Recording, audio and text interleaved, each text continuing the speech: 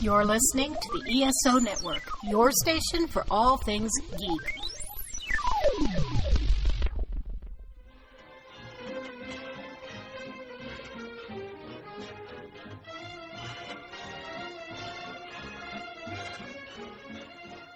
Hello, world, and welcome to Tales from Hollywoodland, a veritable feast of movies, Broadway, showbiz stories, news and gossip, with Julian Schlossberg, Arthur E. Friedman, and Stephen J. Rubin.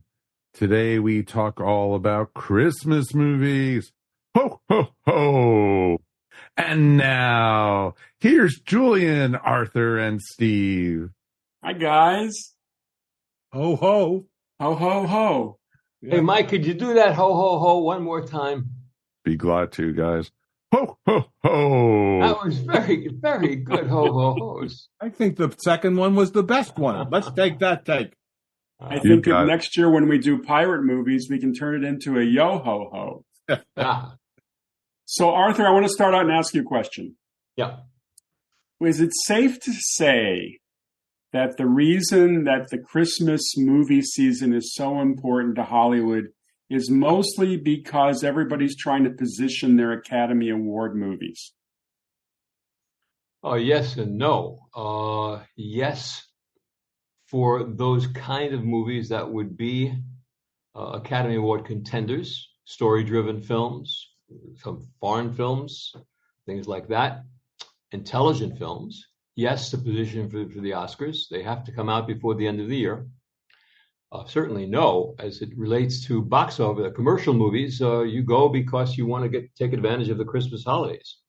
That's as great a time of year for movie box office as any. Certainly the summertime is probably the best for movies. But those 10 days or 14 days of Christmas, starting certainly with Christmas, are gold. That's why they release at Christmas, commercial movies. And the kids are out of school, obviously, and they can go every day. Yes. And that includes certainly little kids with Disney-type movies and animated kind of films, family-type movies.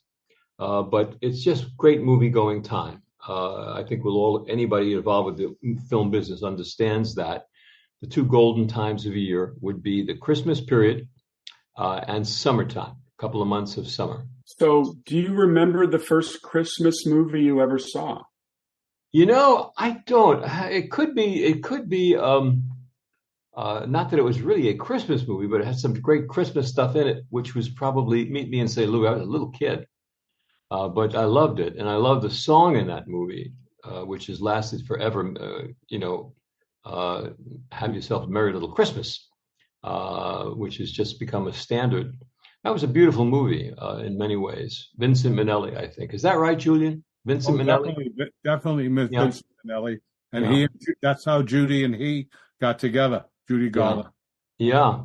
Well, it wasn't really what you call per se a Christmas movie, but it had Christmas. It was a family movie, and Christmas was a good part of it. When it turned to be snow and Christmas, and Judy Garland looks out that window and sings, "Have yourself a merry little." Nothing like it. It was great. What about you, Julian? I want to just say one thing, Stephen, Arthur, Mike. I looked up the original lyric of "Have Yourself a Merry Christmas," a Merry Little Christmas. One of the lyrics was, "Have yourself a merry little Christmas. It may be your last. Next year, we may be all living in the past." They decided to take that out. Good decision. Because they were supposedly moving to New York from St. Louis. That's right. And Leon Ames was the father. Oh, golly, what a wonderful movie. But the trolley song is the one that I just think is so sensational. And when I saw Judy Garland at the Palace, she sang that trolley song. So it was great to see it. I don't remember my first movie, Steve, because this Christmas idea of a Christmas movie can be so many different theories about what they would be. Is it a Christmas background? Is it this Christmas story? But the film I would love to talk about is The Bishop's Wife. Are we ready to start talking about some films? Absolutely. Julian, we hand it over to you. You have the sleigh bell. All right. Well, The Bishop's Wife has more stories than any movie I think I've ever studied. But we'll start out with the fact that it had 5 Academy Awards nominations, and it was including Best Picture. And it was originally a story that RKO bought for Cary Grant. Anyhow, Cary Grant was not sure he wanted to do it, but Sam Goldwyn bought it from RKO and decided to produce it. Now, he was coming off The Best Years of Our Life, so he wanted Teresa Wright to be the lead female, the bishop's wife, and he wanted Dana Andrews as the bishop and Dana Andrews as the angel and Dana Andrews the bishop. Cary Grant didn't want to do it at that point. Anyhow, to make a long story a little bit longer, they finally get Teresa Wright has to leave because she's pregnant, and now they shoot the movie with a director named William Seiter, Seiter. If you look him up, you'll see he directed probably 150 movies, and not many of them were very successful, but he was able to bring them in on budget, and they didn't lose too much. But he shoots the movie with Cary Grant and David Niven as the angel. Cary Grant is the bishop's wife, and Goldwyn looks at the rushes and says, "I don't like this. This is no good." He fires William Seiter, and he brings in a German director named Henry Koster, who was quite well known at Universal. And let me interrupt you just for a moment. For the listeners who've never seen The Bishop's Wife, give us the log line of what the story's about. Well, there's a bishop who's trying very hard to build a new church, and he's getting frustrated by it. His wife is unhappy because she's being neglected. He can't get the money that he wants, and somehow an angel comes down to take care of all this. And as I say, Cary Grant originally was going to be the bishop. And after all, the film is called The Bishop's Wife, and he's the star, so the bishop wife. Okay. And David Niven is the angel. So they shoot that, and they scrub that, and Goldwyn says, "I want you to switch roles. I want you, David Niven, to become the bishop, and I want you, Mr. Cary Grant, to be the angel." Now, I have a terrific bitching feeling about the computer and the internet, because you cannot get a straight answer, and this is a perfect example. Was it Sam Goldwyn who decided to do this? Was it Henry Koster who decided, the director that wanted it? Or was it Cary Grant himself? Well, on the internet, Cary Grant doesn't want to do it because he's considered the bishop, as I said. But then in some cases, he did want it. So you can't get a straight answer on it. What we do know, and what's interesting, is that Goldwyn, how many producers do you know that could say, okay, I've shot a couple of weeks, I'm throwing everything out, I'm switching the roles of the men, and that's what he's going to do. And he did it. The only other example of that is Steven Spielberg and Robert Zemeckis replacing Eric Stoltz in Back to the Future after having shot for 6 weeks, and they brought in Michael J. Fox, which was stunning. They just didn't feel Eric Stoltz was funny enough. Mm. There are other examples of switching people in cast, maybe not as substantial as those, but in The Bishop's Wife, the beauty of that story is it's about an angel, right? And yes. Well, the film opens up, guys, and it doesn't do business. It's not successful. And either Goldwyn or his people come up with this great idea. We're going to now call the movie Harry and the Bishop's Wife, which gives it a salacious possibility of Carrie and the Bishop's Wife. And it did change the box office, a supposedly 25% increase, and made it a successful movie.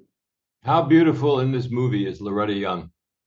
Loretta Young was quite beautiful, and she was only 34 years old when she made it. Yeah. Great movie. Before we get to Steve, we certainly want to know, Steve, what your first Christmas movie is or was, or your favorite. But I just, Sam Goldwyn, this man who had taste like almost nobody, had great taste in movies, and so many examples, Best Years of Our Lives, it just doesn't get better than that.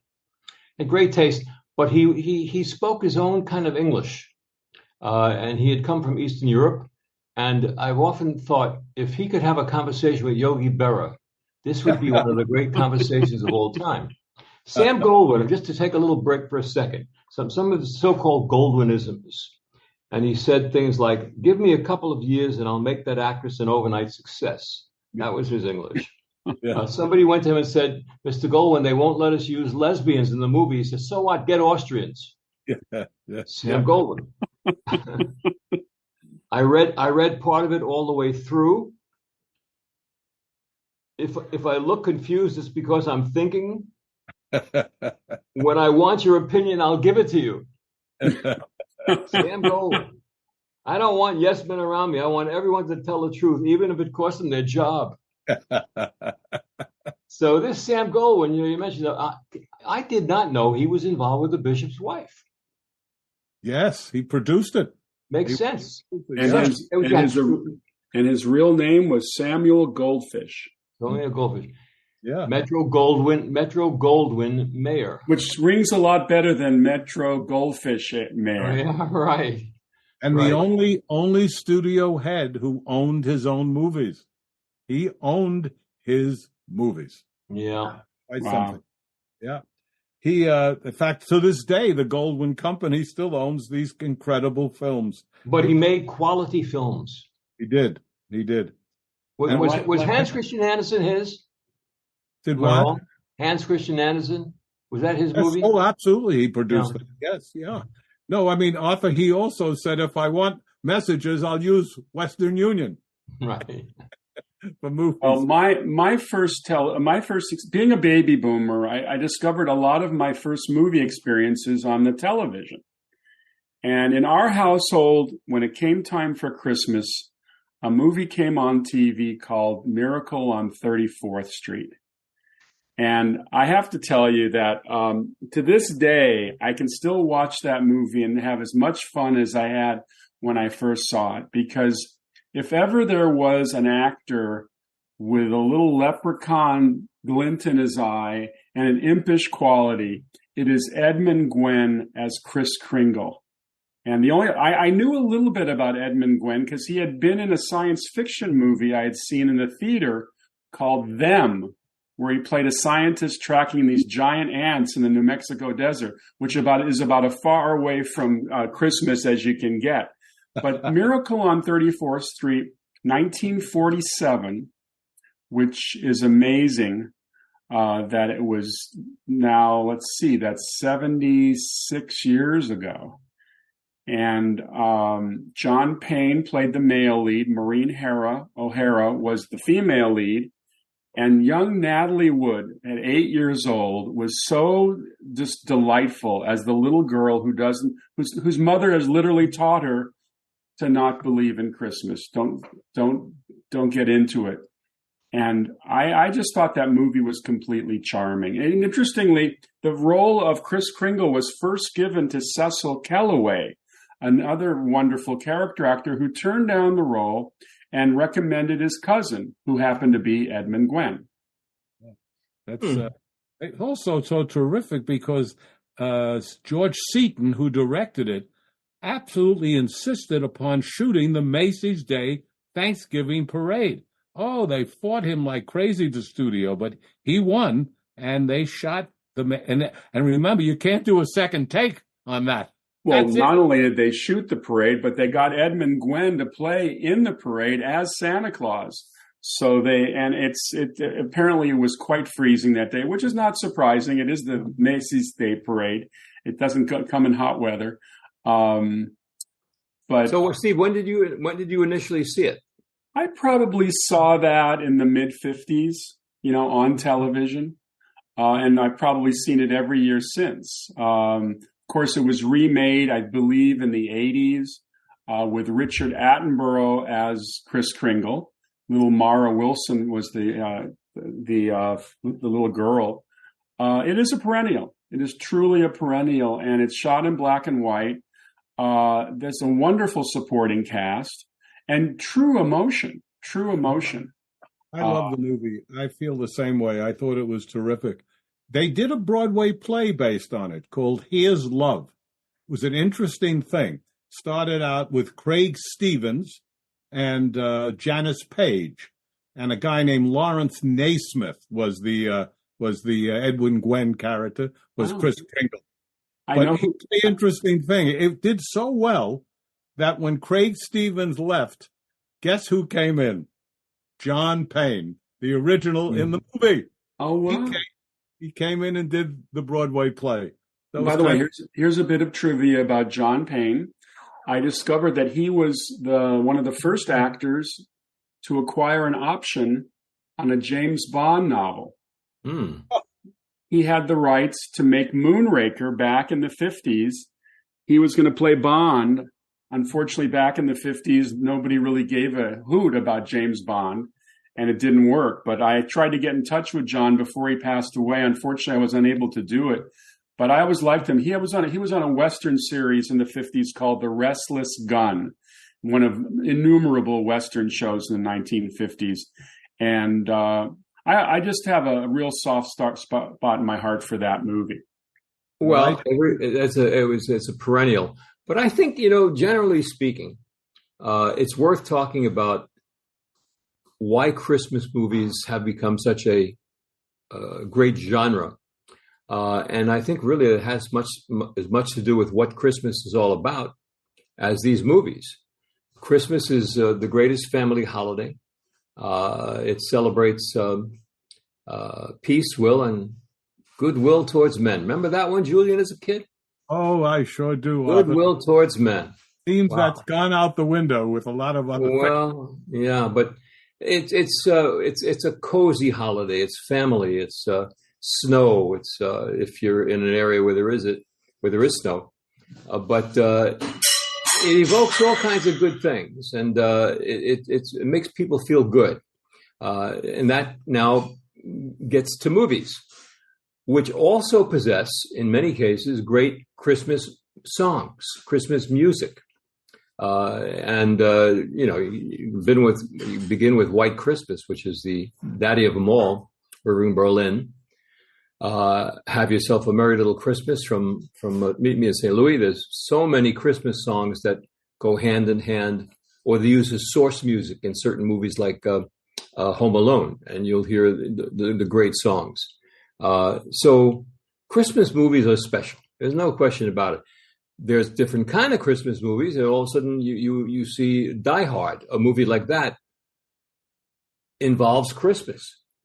Is that a Christmas movie? Well, it has to do with Christmas in some way, but I don't know if it's goodwill towards men as the theme of that one. It's more like shoot most of the men.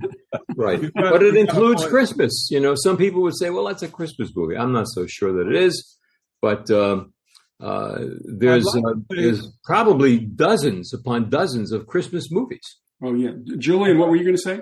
I wanted to say one thing about Miracle on 34th Street, which I think we all who have been in distribution will be interested in. Despite the movie, and despite what Arthur and I and all of us know, Steve and Mike, that Christmas, those 10 days are great, Daryl Zanuck said it's opening in the summer. What? Daryl, the summer? Yeah, he said, because the summer's the best playing time. It's not just 10 days, it's a few months. And I'm opening this movie in the summer. And they did. That's kind of interesting. Did it do passable business? Yeah, it did. It did. But it got, as often these films do, it got better as time went on. But as we all know, though, that when a movie is launched at Christmas and succeeds, it goes way beyond Christmas in terms of box office. I interviewed George Seaton back in the 70s. He directed one of my favorite World War II movies, a film called 36 Hours with Rod Taylor and James Garner. Very nice man. I think he was always partnered with William Perlberg. They were a team, and he brought a lot to Miracle on 34th Street. Yeah, right. Perlberg Seaton was a big company producing. Mike, do you have a favorite Christmas movie? Of course I do. Who doesn't have a favorite Christmas movie out there? That's the great thing about it. For me, one of my favorite Christmas movies actually was the very first Lethal Weapon movie. was a Christmas movie. And What was it, Mike? Lethal Weapon with Lethal Weapon. Yeah. with Danny Glover and what's his name? You know, that guy who we're not really talking about anymore. So Mel baby, yes. I know Mel Gibson, but yeah, you know, that's a wonderful one. But for me, you know, growing up, you know, a Christmas movie like Miracle on 34th Street was always a go-to for me. And growing up in, you know, northern New Jersey, you knew all the places where they were because you went into Manhattan all the time. And, you know, you went to Macy's, you went to, you know, all the department stores. And it was always like, oh, that is, you know, it's just wonderful. But then, you know, as I got older, when I started watching a lot of the more of the classic films, White Christmas all the way. It's like, that's like, for me, that's like the perfect. How about White Christmas is one of the simplest, most wonderful. It's great. It's just simple. You don't have to think much. And they've got the song, you know. Give us a couple bars, Arthur, because you're a professional singer. Well, I will tell you, I'm not a professional singer. I was at one time, but the part of that song that most people don't know is the verse of the song. We all know I'm dreaming of a white Christmas. We all know that. But the truth of the matter is that as the story goes, Irving Berlin, who wrote it way back when, walked out of Beverly Wilshire Hotel lobby. It was about December 14 thereabout, and took a look and saw a Santa Claus in Bermuda shorts, and he became totally depressed. So he walked back into, this is a true story as I understand it, I've read it. He walked back into the lobby where they used to have these little desks and stationery, and on the stationery, he sat there, he thought for a couple of minutes, and he wrote the following: "The sun is shining, the grass is green, the orange and palm trees sway. There's never been such a day in Beverly Hills, LA. But it's December the 24th, and I am longing to be up north." And the rest, of course, is history. I'm dreaming of a white Christmas. But it's a perfect song. But most people don't know that verse. Although I will tell you, I was happy with my wife to be at Irving Berlin's 100th birthday celebration at Carnegie Hall. And every popular singer, including Frank Sinatra, Natalie Cole, everybody was there singing one of Berlin's songs. It was televised on CBS 2 weeks later. He was still living, and he was ill at home at the time, so they televised. They showed it. They had a private viewing for him when he was at home.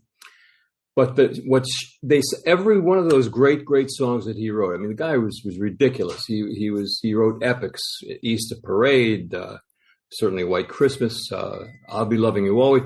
And every one of these singers, Sinatra sang, "I'll Be Loving You Always." It was a great show, which you can probably see on YouTube. But what stopped the show was Rosemary Clooney, who came out and sang White Christmas and used that verse. And it was mesmerizing. And so, you know, there's White Christmas. The movie that, to me lately, has perfectly captures Christmas for a contemporary audience is Richard Curtis's Love Actually, which is a movie that just, it's like my contemporary Miracle on 34th Street. I just can't not watch that movie. It gets me into the spirit, and it's a very well-written script. Agree with you wholeheartedly. It captures that feeling, the warmth. It's in England, correct? They shot that in England? Yes.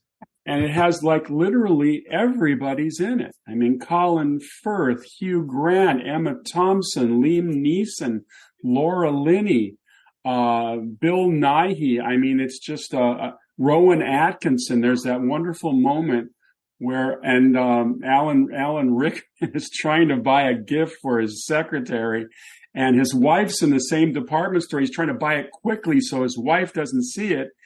And Rowan Atkinson plays the clerk who's wrapping up his jewelry item. And the way he stretches it out, I thought that Alan Rickman was going to throttle the guy.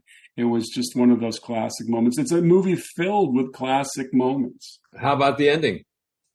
Oh, it's a great ending. I mean, we don't want to give any spoilers here for the 4 people in the entire universe who haven't seen this movie, but it has it's a perfect ending. It's one of the great endings of movies. Oh yeah, no, of course, and the little boy, Thomas Sangster. He's now obviously an adult because this movie, by the way, is celebrating its 20th anniversary this year. That movie's 20 years old. Yeah. Well, speaking of a little boy, my personal favorite Christmas movie ever, I saw initially in a screening room in about 1983, 84, and loved it, and I've loved it ever since. It's called Christmas Story. Little Ralphie, Darren McGavin, Blythe Danner, I believe. What a great! Do you guys all ever see that? Just shoot your eye out, kid. Yeah, right. So the kid Isn't it called A Christmas Story? I believe you. Well, it may be. But the thing is that a gentleman named Gene Shepard, who used to be on radio in New York City, had a great voice, wrote this story. And he is if you watch it, when you watch it, you'll hear the voiceover narration is all Gene Shepard. And the movie is directed by a guy named Bob Clark, who actually directed Porky's. Take something antithetical to this, but which was a breakthrough movie, which came after Animal House, but preceded American Pie. But Porky's was there, right? And I worked on Porky's too. I worked with Bob Clark. Okay. Well, he directed Christmas Story. I would defy anybody to tell me that there's a better Christmas movie than maybe there's a lot of films that are as good. But Christmas Story is special. It has all the warmth and it has all those good feelings, and it has a bad Santa Claus who the kids go to visit, and he's not a very happy guy sitting up on his pedestal. But it's a charming film. I think part of its beauty is that it's told through the eyes of a little boy. I think that helped enormously. Yes, but it captures it perfectly. I think they did it out of Milwaukee or somewhere in Minnesota or something. But it's just terrific. My daughter, who is now a woman, of course, and has her own 2 children, they watch it every Christmas time. They have a party, which, by the way, is not unique because it happens all over the country, apparently, maybe all over the world, where people will watch A Christmas Story and have their own family gathering and enjoy it year after year. So it's become if we're talking about family viewing experiences, I don't know how you can top It's a Wonderful Life in terms of the ultimate family experience. And it's a movie I did not discover until it came on television years later. This movie was released a year before Miracle on 34th Street in that post-war year of 1946. It was nominated for 5 Oscars, and it picked the wrong year to come out because that was the year, as you point out, Arthur, the year of the best years of our lives, which won everything that year. And Jimmy Stewart was nominated for Best Actor. Frank Capra was nominated for Best Director. The picture was nominated for Best Picture, as well as sound and editing. It's interesting. Jimmy Stewart comes out of World War II very traumatized, as I'm sure you guys know. He was a colonel and commanded a U.S. bomber squadron in World War II. He was right up there in the clouds dropping bombs on Germany and leading men into battle, and it was terribly traumatic. He didn't want to do this movie, and of all people, the gentleman who played Potter, and Julian's going to remember his name, Lionel Barrymore, was the one who convinced him to make the movie. And I think Jimmy, used to say when he was living that this was his favorite performance. And, you know, when he cries in that movie, supposedly, there are real memories that was part of his post-traumatic stress disorder that made him cry. And he was traumatized by the war. But who was his wife? Who portrayed his wife? Donna Reed. Thank you. Donna Reed. But let's talk about the original casting. It wasn't supposed to be Donna Reed. It was supposed to be Jean Arthur. Because remember, Jimmy Stewart and Jean Arthur and Frank Capra together did Mr. Smith goes to Washington, and you can't take it with you. So he wanted Capra, he wanted them all together again. And Jean Arthur turned it down, and they went to Ginger Rogers. She turned it down, and finally Donna Reed took the role. And became a star afterwards, you know. And this but you guys have to know something. I don't think in the history of movies I've seen a better list of writers who did not get credit but worked on It's a Wonderful Life. I don't know if you have any idea. You have Clifford Odets. You've got Dalton Trumbo. You've got Dorothy Parker.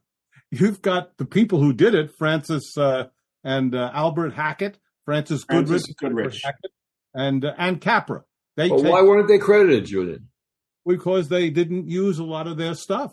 Oh. I mean, for example, Dalton Trumbo wanted Bailey, Henry Bailey, was that his name? I think it was. Anyhow, George Bailey, right. He wanted him to be a politician who runs, loses, and then decides to commit suicide. So that was totally different than what we found in the actual movie with the banker and Lionel Barrymore. Lionel Barrymore had played on radio Ebenezer Scrooge. Huh. And when Capra heard him, he thought he would be perfect for the role of the banker. Lionel Barrymore was the easiest imitation for anybody to ever do. There used to be guys and comedians in those days that would do Charles Boyer. They go, Charles Boyer, like that. A fast Lionel was, oh, you dirty rat, you know. But Lionel Barrymore was simply, yes. It was just, yes, how you do? It was emphasizing any word. Well, the movie was based on a short story called The Greatest Gift. I don't think it was ever published. Somehow it got to Capra. I don't even think it was developed first at his company. And by the way, as you guys know, Capra had started a film company with William Wyler and one other director, I can't remember the name, called Liberty Films. And this was their debut film. And unfortunately, the budget kept on going up and up. You know, it's interesting in researching this, Bedford Falls, that town with multiple blocks of storefronts and shops, etc., was all built. They didn't go to a real town and put up Christmas decorations. They built this on a lot in L.A. And the movie, which, as we know, takes place during Christmas, was shot during a heat wave. So all that phony snow material had to be brought in, and the budget rose to $3.7 million in 1946 dollars. That is a lot of money, and the initial domestic box office was only 3.3. So their freshman film lost money, and I think they only made one more movie, and then the company went out of business. Well, you know what's interesting about that movie? The set that you talked about, I think at that time was considered the largest set ever built for a movie when they did that. Huh? Something, yeah. A lot of hammering. The master directors of the day, the Frank Capras, Preston Sturgis, a lot of those guys, they had several things in common, apart from being so great at details. Like what happened in It's a Wonderful Life with the snow and the running in the street and all these things. They always cast the greatest supporting characters who became faces to people. We knew these people. We never knew their names, or we didn't know most of their names. But they always had these great supporting characters. Frank Capra was perfect for that. He would cast the best supporting people, as would Sturgis and a number of others. But at that time, when you go to the movies in the late 40s or the early 50s, late 40s for sure, you were seeing a lot of the same faces in the great movies by the great directors. Thomas Mitchell as Uncle Billy. Yeah. Ward Bond as Bert the cop.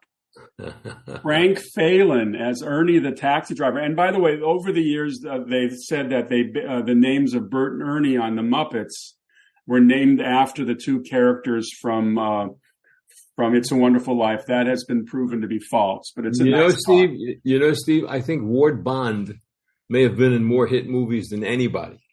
All those John Wayne movies, Everything that John Ford did, he put Ward Bond in. Ward Bond. But here's a good story about Thomas Mitchell playing Uncle Billy. he is in a scene where he's drunk and he's stumbling out of the party. And off the set is a technician who drops a bunch of props. And there's this terrible noise. But Mitchell smartly says, I'm all right, off camera. And Capra said, that's great, we'll keep that in. And that's how that got in. Kind of a funny story. And here's another thing, one of the key characters, a little, side character, is Jimmy Stewart's daughter, who happens to be named Zuzu. Yeah. And I was curious about that name. And apparently, at that time, there was a snack item called a Zuzu Ginger Snap. And that's how the writers came up with the name of Zuzu. And in fact, if you listen to the dialogue, when Jimmy's character, George Bailey, comes home and sees his daughter who has a cold in bed, he calls her, Zuzu, my little ginger snap. And that was probably one of the first examples of product placement. Exactly. And the American Film Institute declared it the #1 most inspirational film of all time. Well, Capra being an engineer was very unhappy with how they made snow in those days, which was to take cornflakes and whiten them and throw them down. And what he didn't like was a lot of times the crunchy noises as the actors worked on it didn't work for him. So he went to the special effects people at RKO, and they came up with this foam that they use in fire extinguishers and put that with the ivory snowflakes. And from then on, Hollywood used his snow way of doing it. But it was his engineering background that got that into the movie. Wouldn't cornflakes falling on actors' heads kind of cause a reaction? I don't think so, but I never had a cornflake on my head. Well, they'd have to dump a little milk. They'd have to dump a little milk on too, and then you could have some cereal. I actually produced a Christmas movie in 2001 called Silent Night, and it's a true story, a true World War II story of German and American combat troops who showed up at a cabin on Christmas Eve, 1944, and a German woman with some balls said, you got to keep your guns outside. And these German Americans broke bread, they sang songs, and in the morning they left as friends. True story. And we shot it up in Montreal for the Hallmark Channel in 2002. And we got Linda Hamilton to play the German woman. Now, of course, Linda Hamilton is known as from the Terminator movies.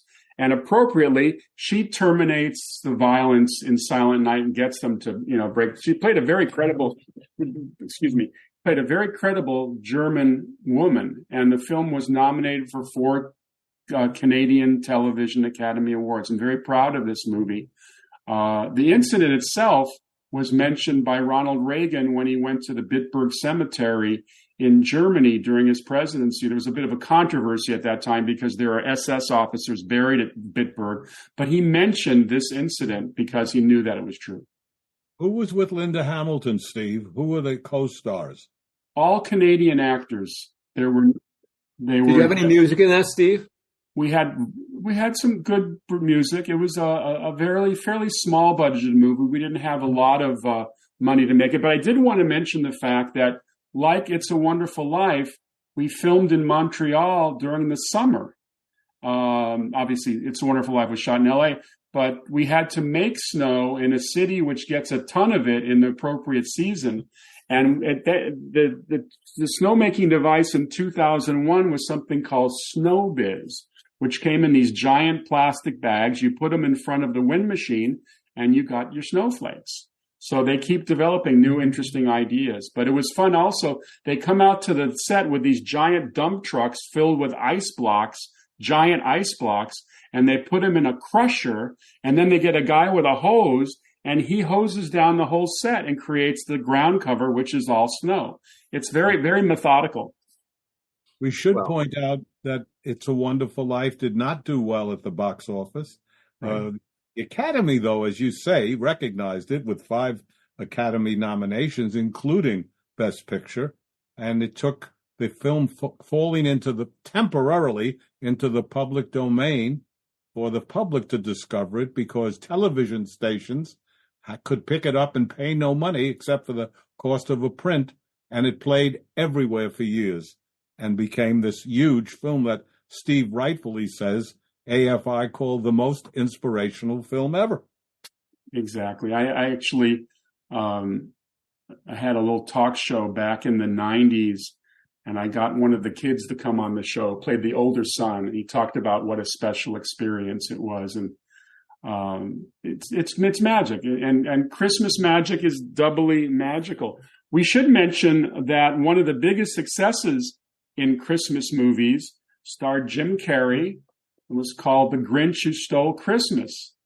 And I remember seeing that, and that was, talk about an actor putting himself in. I think for 92 days, Jim Carrey spent 2 hours in the makeup chair every morning and an hour at night to get off that makeup playing the Grinch. So that is really dedication to the role. And I thought it was a lot of fun. You guys remember it, right? Oh, sure. Remember it well, but I also remember a movie called Home Alone, which is probably the biggest box office hit of all Christmas movies. And they got, I think, 2 or 3 sequels out of it. But the premise of, the kid being home alone and the parents somehow leaving or going on a plane and forgetting him. And he has two guys trying to break into the house. Wow, come on. If you think about logical elements of screenplays, the thought that a family forgets their kid is a lot to swallow, but it works in the course of that movie because they cast the perfect actor to play the kid, Macaulay Culkin. What an adorable kid! That photo forever of him being shocked is just such an iconic photo. Well, they also the premise of 2 kind of like stupid gangsters, hoodlums it becomes him against these 2 guys. Joe Pesci is one. Joe Pesci, out of character, but he was fantastic. Daniel Stern is the other. And Daniel Stern is the other guy. But Daniel Stern was not originally cast. Again, that's one of those things. And I think they shot film with the other guy, whoever that was, before they decided to take him out. I think it was Daniel Roebuck who came in, and they weren't happy with him. But the movie was shot in a gymnasium somewhere in Chicago, Illinois. All those Christmas feelings. They shot the exteriors. They got the money shot out of an exterior of a home in Chicago, somewhere suburb of Illinois. But the interiors were done essentially in a gymnasium, an empty school, high school. Was the house, and all these things that looked like it was winter and Christmas was happening. Great movie. That's a John Hughes movie. And of course, John Hughes was really centrally based in Chicago. Most of his movies, including Ferris Bueller and Breakfast Club, are all set in and around Chicago. And wonderful filmmaker. I worked with him. I was his unit publicist on Pretty in Pink, which he shot before Home Alone. And he's I think part of the reason that Home Alone works so well, once again, you have the focus on the kid's story. It's all seen through his eyes. And John Hughes had an amazing ability to get into kids' heads, whether they were young kids or teenagers. Ned Tannen, who was the head of a production at the time at Universal, told me that John Hughes, to him, is the only writer he ever met who vomited script. It just kept coming out, script. The most difficult thing a writer can do is write a screenplay. Well, John Hughes was just one of those people who just kept coming out and coming out. And what a series of hits he had, and unfortunately died at, 49 years old or something? Terrible. Very sad, yeah. Terrible. Yeah, but he was great. But he did write Home Alone. The interesting thing about writers, if they came from television, which Hughes did not, but if they came from television, they could really rewrite and write quickly. Neil Simon being, of course, the greatest example of that. But Larry Gelbart, Woody Allen, these guys started in TV and they had to keep writing quickly. There was no time. And it was amazing to see sometimes between the dress rehearsal and going live, they wrote do sketches. It was a crazy time, but those were the guys who could really do it. But Hughes, as you say, Arthur, he had a run that was really unbelievable as a writer director. And they were all hits. They were.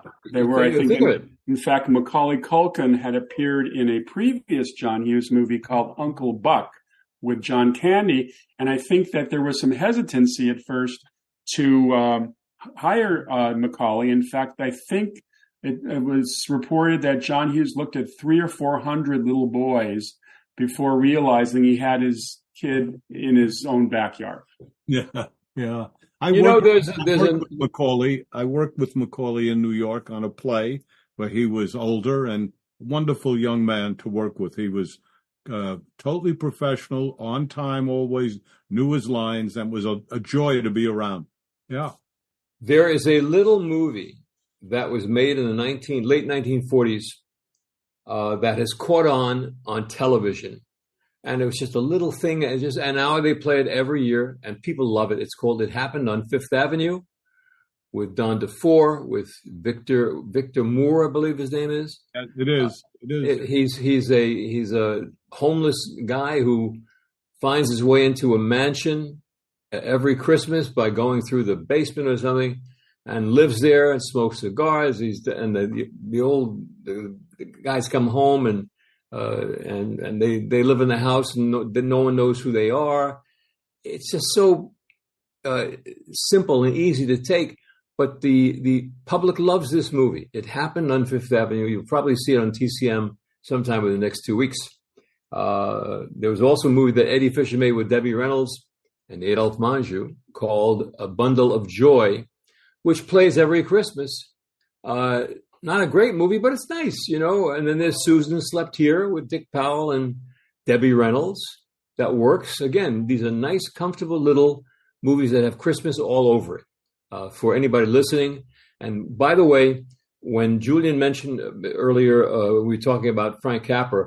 If you haven't read a book called The Name Above the Title, which is Frank Capra's autobiography, I really suggest you read it. It's one of the great books. I read it so many years ago. That's what a story. Immigrant who comes over from Italy and steerage. As I recall, one of his later films I feel like it had a Christmas flavor, Pocket Full of Miracles with Betty Davis. Yes. Yeah. And Peter Falk and Glenn Ford. Right. And Hope Lang. And Mickey Shaughnessy. And Mickey Shaughnessy. It's one of the things that we were talking about earlier with It's a Wonderful Life and Lionel Barrymore playing Mr. Potter. The FBI had decided that this could be a communist film during the McCarthy period because the banker was the villain. Oh. And that's how they would supposedly inject the commie philosophy by making the rich man the bad guy. So that was investigated and found to be, like a lot of what they investigated, total crap. I think in those days, FBI agents had a little too much time on their hand. They should have been nabbing the Al Capone, the John Dillingers of the day. One quick story about Lionel Barrymore. I was friendly with Dory Sherry, who had run both RKO and MGM. And when he left RKO, he went to MGM, and he was told by the East Coast brass, you've got to go and talk to all the stars and introduce yourself. So he went around and saw Clark Gable and whoever, Spencer Tracy, and he then decides to go and meet Lionel Barrymore on a soundstage. And he's waiting for him. They have an appointment, and in his wheelchair comes Lionel Barrymore, and he says, "Oh, Mr. Barrymore, my name is Dory Sherry. I'm now running the studio." And Barrymore looks up and says, "How old are you, young man?" And he says, "Dory," says, "Well, I'm 36 years old." And Lionel Barrymore said, "You must be some prick to be running a studio at 36 years old." Oh. Well, one of the movies that Dory Sherry brought over from RKO was a movie called Battleground. And I think Arthur and I could agree that Battleground could be termed a Christmas movie because it all takes place in the Battle of the Bulge leading up to Christmas. Leon Ames comes on as the chaplain and talks about the reason people are fighting the war. And He got Van Johnson in probably his most successful movie. Yeah. Battleground is one of the greatest movies I've ever seen. And not until maybe 20 years ago did I learn that it was shot on the MGM lot. And I thought it was shot at the very least somewhere where there's snow and that kind of a climate in the United States, or maybe they were in Germany where they shot it. What a great movie that was. Oh, yeah. The sets were just amazing. I got to know Robert Pyrosh very well, who wrote that and won the Oscar that year for Best Original Screenplay. And it's interesting. Some of the early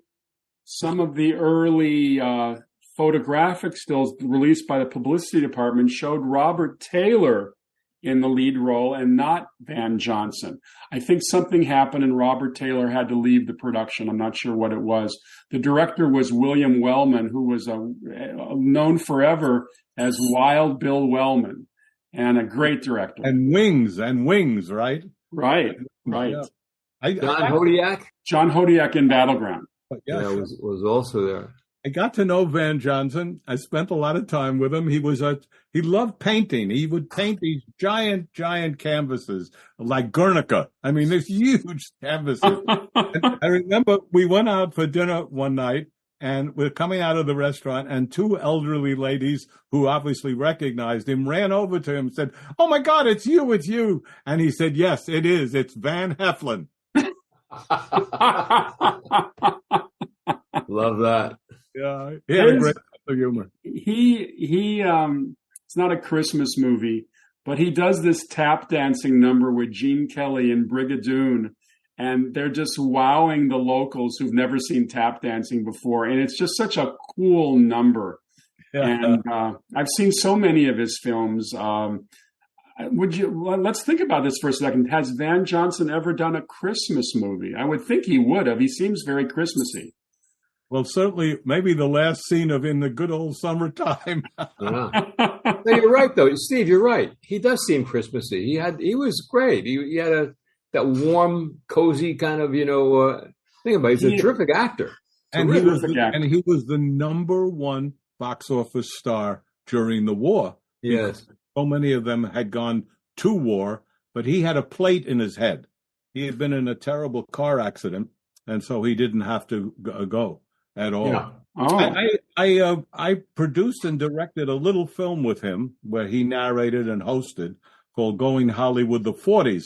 And he was terrific to work with. And he only required one thing, which was to take me to dinner afterwards to a Chinese restaurant. So that was what I did. But in the golden age, he was probably as big a star as there was. He was.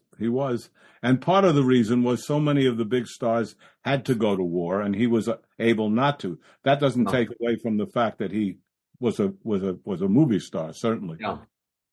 Well, Christmas movies are special, and they do mirror the period that Christmas is, which lasts, I think, really from Thanksgiving right through Christmas and a little bit beyond.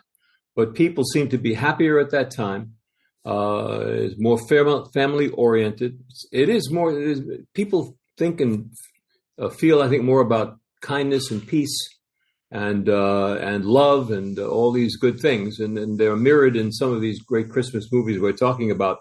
You were talking earlier about some of the Goldwyn-isms. I've left a few out. I'm just going to bring them in real fast here, okay? Sam Goldwyn, who was the Yogi Berra of movies, said other things that we discussed earlier, like, "I don't care if this movie doesn't make a nickel. I just want every man, woman, and child in America to see it." Okay? He said, "I'm willing to admit that I may not always be right, but I'm never wrong." Sam Goldwyn. Tell the actors to stand closer apart. And he said, "If I were in this business only for this business, I wouldn't be in this business." Speaking of the movie business. Great reaction to those guys. Thanks. So Sam says hi. Well, Louis B. Mayer used to have a lot of yes men around him. And one of them, one day he asked each one about the film. And they told him how great it was. And finally, this one guy said, "LB, it's colossal." And L.B. Mayer said, supposedly, "Merely colossal?" All right, so I have to ask the question. We've talked about Christmas movies for an hour. Can anybody name a great Hanukkah movie? Well, you certainly stumped the panel, I think. Didn't Adam Sandler do something with that, or was that just a song? He created the Hanukkah song. Put on your yarmulke. It's time for Hanukkah. Yeah. It's one of the funniest songs in the history of songs. But I think that, guys, there probably is a great Hanukkah movie somewhere in somebody's their computer these days. It'll probably be made. And there probably is a great Kwanzaa movie as well. Actually, Adam Sandler did a movie called 8 Crazy Nights. It was an animated version. Oh, you're right. There you go. There you go. There you go. There you go. Mike came up with it. The three of us was stumped, and that's why, Mike, you're the fourth guy with us. He is our backstop. Have yourself a merry little Christmas. What a song. Yeah, have a lovely holiday, all our listeners. Yes, everybody have whatever you celebrate. We hope you celebrate it well. If you do turn on the television, we recommend a bushel of the movies we've talked about. Probably the one that you're probably going to see is It's a Wonderful Life, because it's a ritual. Yes. By the way, I saw the colorized version. It just doesn't work the same way. It's kind of blasphemous to colorize a great black and white movie like that. Colorization had about a minute and a half of fame, and it was terrible. It just didn't work. By the way, here's something funny. You know, the scene in It's Wonderful Life where Donna Reed picks up a rock and throws it at the Old Bailey mansion or whatever it's called that breaks a window. They had a stunt person on hand to throw it because they figured Donna couldn't throw it. She threw a strike and broke the window on the first try, because she was athletic and had a great throwing arm. How about that? Good one. That's a She good could have one. been a league of their own. There you go. Mike started our show with a ho, ho, ho, and he'll probably end with a ho, ho, ho. But that's that great moment in Die Hard where Bruce Willis kills that first guy, that first thief. I won't call him a terrorist because they think they're terrorists, but they're really just thieves. And he sees a little Christmas decoration, and he writes on the guy's shirt, ho, ho, ho. Yeah, he says, now I have a machine gun. Ho, ho, ho. It was a good moment. Hell of a movie. Hell of a movie. And then the sequel, Die Hard 2, also takes place during Christmas, set in the Denver airport. Nope. Takes place in Washington, D.C.'s Dulles Airport. Oh, you're right. It was Washington. Thank you. Yeah. Hey, if you've made it this far in the show, everyone, why don't you subscribe? It's free, and we are available on the Apple, Amazon, Spotify platforms, or wherever you get your great podcasts. We're also available now on Facebook and Instagram. We really appreciate it. And please don't hesitate to recommend us to your friends and family. We have an email address if you want to say anything positive or even a little negative. Just email us at talesfromhollywoodland@gmail.com. We love letters of note. We appreciate it. And we love our fans, and we want to keep giving you great shows. And having nothing to do with Christmas, here's the joke of the week, guys. A man inserted an ad in the classified section, wife wanted. Next day, he received 100 letters. They all said the same thing. You can have mine. That's what they said. All right. And in the woke world, will they take that umbrance at that joke? That's the question. I hope not. I hope not to. And we want to wish everybody a happy New Year. We want to wish everybody Merry Christmas, all happy holidays to all, good health to all, and keep coming back and saying hi to us. Ho, ho, ho. Merry Christmas, everyone, and happy holidays.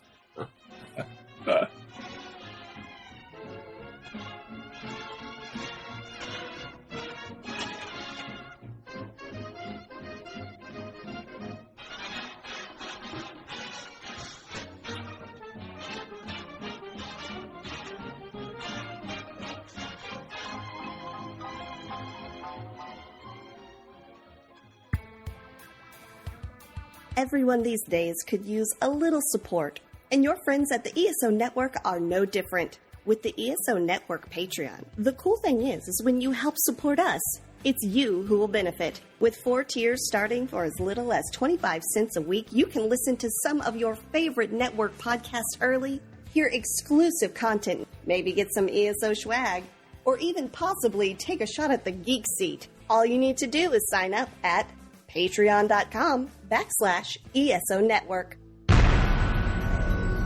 This has been a broadcast of the ESO Network. Be part of the crew and help support our shows by donating to our ESO Patreon or by shopping for the TeePublic store, which can all be found at www.esonetwork.com. The ESO Network, your station for all things geek.